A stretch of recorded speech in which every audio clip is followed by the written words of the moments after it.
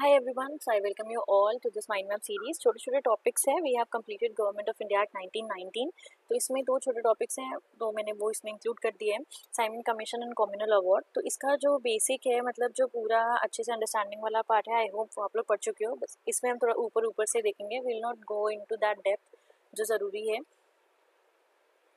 Okay, सो इस commission के बारे में पहले देख लेते हैं। सबसे पहले ये एक स्टैट्यूटरी कमीशन है, 7 मेंबर की कमीशन जो है ये बनाई गई थी। इसका काम था, इसको इसलिए कंस्टिट्यूट किया गया था कि जो भी नया कॉन्स्टिट्यूशन ब्रिटिश बनाना चाहती है, ब्रिटिश गवर्नमेंट बनाना चाहती है, उसका क्या इम्पैक्ट रहेगा इंडिया पे, उसके लिए इनको एक रिपोर्ट तैयार करनी थी। इस कमीशन के चेयरमैन सर जॉन साइमन थे, उनके नाम से ही कमीशन का नाम रखा गया। इन्होंने अपनी रिपोर्ट जो है 1930 में सबमिट कर दी। अब इसमें इन्होंने रिकमेंडेशंस क्या दी?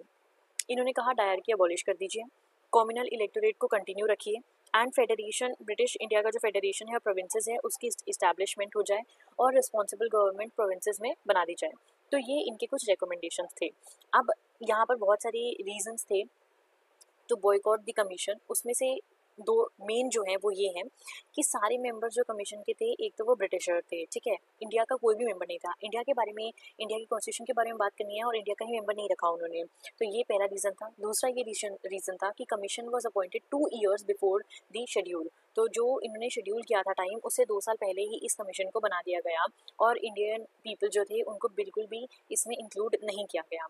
दिस वॉज द रीज़न कि तो मेन पॉइंट्स यहाँ पर लिखे हैं। बहुत ज़्यादा डेप्थ में मैं गई नहीं हूँ, मैं आपको इसलिए पहले ही बोल रही हूँ कमीशन क्यों बना। सबसे पहले ये रीजंस मैंने बता दिए, उन्होंने क्या रिकमेंडेशन दिए मेन, और क्या रीज़न थे कि बॉयकॉट किया इस कमीशन को इंडियंस ने। ओके, सो नेक्स्ट है कम्युनल अवार्ड। तो ये क्या है, इसको पहले फटाफट देख लेते हैं। This scheme for representation of minorities, तो जो माइनॉरिटीज़ हैं उनको रिप्रेजेंट करने के लिए ये स्कीम जो है ये लाया गया। ये रामसे मैकडोनाल्ड, जो कि उस टाइम पे ब्रिटिश पीएम थे, उन्होंने इसे अनाउंस किया। सेपरेट इलेक्टोरेट्स जो थे उनको शेड्यूल कास्ट में भी एक्सटेंड कर दिया गया। इसके बाद हम देखेंगे कि इन्होंने जो ये इलेक्टोरेट रिप्रेजेंटेशन है ये इन्होंने पुअर और वुमेन के लिए भी किया, वो आगे देखेंगे।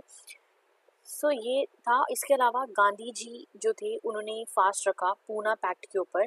उन्होंने ये कहा कि हिंदूज जो हैं वो भी जॉइंट इलेक्टोरेट में रहेंगे, मतलब ऐसा नहीं होगा कि जो एससीज हैं उनकी अलग सीटें होंगी। अभी भी देखिए हमारे पार्लियामेंट में अलग सीट्स हैं, जिससे एससीज and STs they contest their election, but वो जनरल में भी अपनी जो इलेक्शन है वो कंटेस्ट कर सकते हैं और वोटिंग जो है वो बराबर ही होगी। तो ऐसे नहीं कि अलग अलग वोटिंग नहीं होगा। तो गांधी जी ने इस पर फिर फास्ट रखा था कि जो एससीज के लिए सीट्स हैं बिल्कुल रिजर्व, उसके लिए ये उनके खिलाफ थे। तो ये आपने पढ़ ही लिया होगा, 1932 में ये पूना पैक्ट हुआ था। तो ये छोटे छोटे टॉपिक्स थे जो एक्ट में रिलेटेड थे, so that's why I mention it here. क्योंकि ये जो है सेपरेट इलेक्टोरेट, ये हम आगे भी देखेंगे और इससे पहले भी देख चुके हैं। एंड साइमन कमीशन में भी जो कमीशन के रिकमेंडेशंस हैं ये जो है ये ऑलरेडी हम देख चुके हैं, कुछ जो है वो देख चुके हैं। अब इसका डिफरेंस जो है वो आगे हम 1935 के एक्ट में देखेंगे।